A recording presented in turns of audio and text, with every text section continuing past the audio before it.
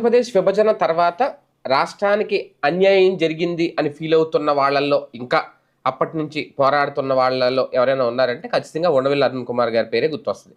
ఇప్పటికైనా రాష్ట్ర విభజన సరిగ్గా జరగలేదు, అన్యాయం జరిగిందంటారు. దానికి సంబంధించి ఆయన కోర్టుకెళ్లారు, పిటిషన్స్ వేశారు.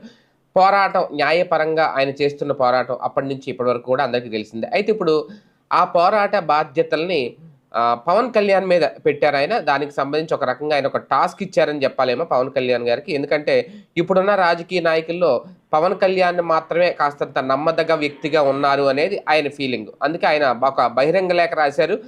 ఈ లేఖ సందర్భంగా అప్పట్లో విభజన ఎలా జరిగింది, విభజన బిల్లు చర్చకి రాకుండా ఎలా అడ్డుకున్నారు అనే అన్నింటి అంశాల మీద ఆయన ఇప్పటికే కోర్టుకెళ్ళిన నేపథ్యంలో, ఎందుకంటే పవన్ కళ్యాణ్ గారు ఈ మధ్యన ఆయన చేస్తున్న పోరాటాలు, కూటమి ప్రభుత్వంలో ఉన్న ఆయన ఎక్కడ అన్యాయాలు, అక్రమాలు జరగకుండా అడ్డుకుంటున్న తీరు